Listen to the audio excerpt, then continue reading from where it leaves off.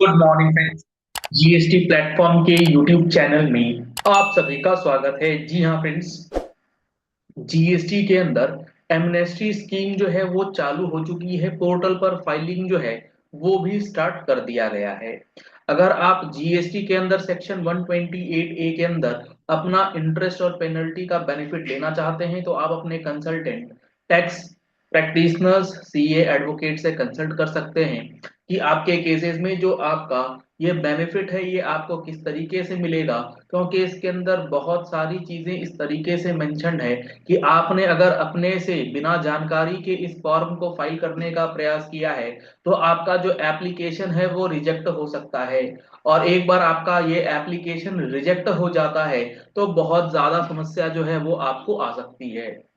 इसी क्रम के अंदर आज के सेशन में हम लोग ये डिस्कस करने वाले हैं, जीएसटी पोर्टल ने एक एडवाइजरी इशू करी है। उस एडवाइजरी के अंदर क्या बातें लिखी हैं वो आपको समझना बेहद जरूरी है, ताकि आप अगर अपने 128 कैपिटल ए का बेनिफिट लेना चाहते हैं तो आप इस पर्टिकुलर फॉर्मेट को, इस पर्टिकुलर स्टेप्स को बहुत अच्छे से फॉलो कर लें, with in the time period follow कर लें। क्योंकि ये पूरा का पूरा प्रोसेस टाइम बाउंड प्रोसेस है और इसमें कोई आपको एक्सटेंशन वेवर वगैरह जो है वो गवर्नमेंट बिल्कुल भी देने वाली नहीं है, क्योंकि ऑलरेडी गवर्नमेंट ने इंटरेस्ट और पेनल्टी का वेवर आपको दिया है। अब इसमें क्या है, जो इंपॉर्टेंट पॉइंट्स हैं जो एडवाइजरी के अंदर है उसको समझिएगा। अगर आप फाइनेंशियल ईयर 17-18, फाइनेंशियल ईयर 18-19 और फाइनेंशियल ईयर 19-20 के लिए 128 ए का बेनिफिट लेना चाहते हैं और आपके खिलाफ क्या आया हुआ है, आपके खिलाफ आया हुआ है डीआरसी 07 यानी कि डिमांड ऑर्डर। इस डिमांड ऑर्डर के अगेंस्ट आपने क्या करा हुआ है, आपने फाइल करा हुआ है appeal to the first appellate authority.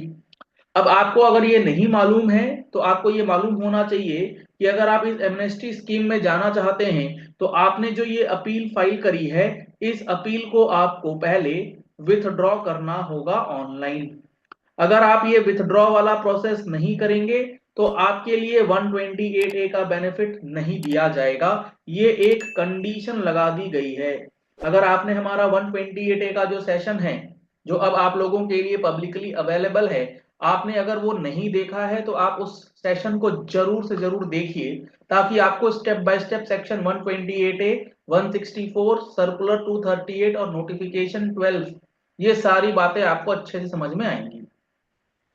अब यहाँ पर प्रॉब्लम क्या है कि सर हम लोग अपील विड्रॉ तो कर ही लेंगे ना, इसमें दिक्कत क्या है। इसमें दिक्कत एक आएगी, अगर आपने अपील जो है वो फाइल करा है 21 मार्च 2023 से पहले। जी हाँ फ्रेंड्स, अगर आपका अपील फाइलिंग डेट जो है वो 21 मार्च 2023 से पहले है तो आपके पास अपील विथड्रॉ करने का जो ऑप्शन है वो पोर्टल पर नहीं मिलेगा, क्योंकि प्रोविजंस थे नहीं 21 मार्च 2023 से पहले। अगर आपने अपील फाइल करी होगी 21 मार्च 2023 के बाद, तब तो आपके पास ऑनलाइन अपील विथड्रॉ का ऑप्शन होगा। तो सर इस केस में अब करना क्या है, अगर हमारी जो अपील है वो हमने फाइल करी है 21 मार्च 2023 से पहले, तो जीएसटी पोर्टल ने यहां पर आपको यही बात बताई है, क्योंकि अब आप ऑनलाइन विथड्रॉल ऑफ अपील का प्रोसेस नहीं कर पाएंगे तो आपको क्या करना है, आपको अपनी अपीलेट अथॉरिटी के पास जाना है विथ अ लेटर। आपको एक एप्लीकेशन देना है और उस एप्लीकेशन में ये मेंशन करना है कि आपने फलाने ऑर्डर के अगेंस्ट एपीएल 01 किया था, जिसकी डेट ऑफ फाइलिंग है 21 मार्च 2023, और चूंकि वो ऑनलाइन विड्रॉल का ऑप्शन नहीं है तो as suggested as advice by GST portal we are giving this letter for the withdrawal of appeal. जब आप ये लेटर देंगे अपने अपीलेट अथॉरिटी को तो अपीलेट अथॉरिटी फिर वो अपने जीएसटी के नोडल ऑफिसर के द्वारा आपका केस जीएसटीएन को भेज देंगे। जब जीएसटीएन के पास आपका ये मैटर पहुंचेगा तो जीएसटीएन के ऑफिशियल्स जो हैं वो आपके लिए विथड्रॉ का ऑप्शन पोर्टल पर इनेबल करके देंगे। और आपको एक महत्वपूर्ण बात यहां पर बता दूं, ये विथड्रॉ करने का जो पूरा कार्यक्रम है वो आपको 31 मार्च 2025 से पहले कर लेना है।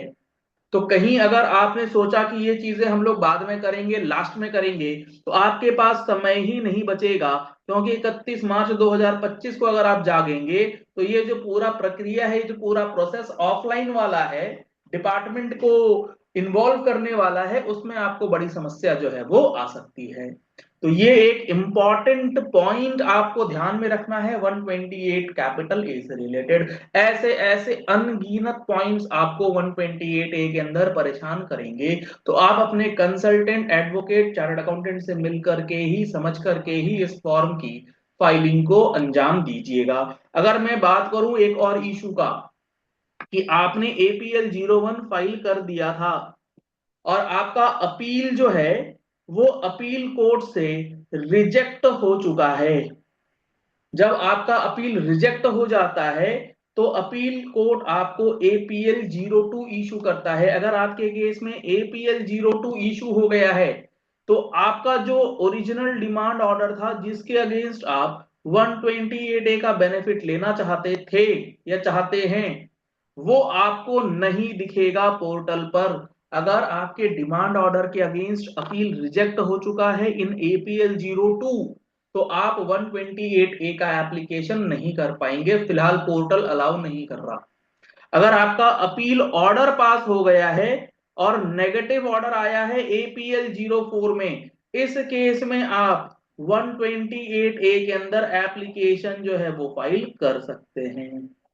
तो ये दो इंपॉर्टेंट इश्यूज जो क्लैरिफाई करी गई हैं डिपार्टमेंट जीएसटीएन की तरफ से, जो कि 128 ए के अंदर बहुत ज्यादा इंपॉर्टेंट है, वो आपको समझ में आने चाहिए। आने वाली वीडियोस के अंदर हम लोग step by step process of filing 128 capital A जो है वो भी देखेंगे कि किस तरीके से आप उसकी फाइलिंग करेंगे।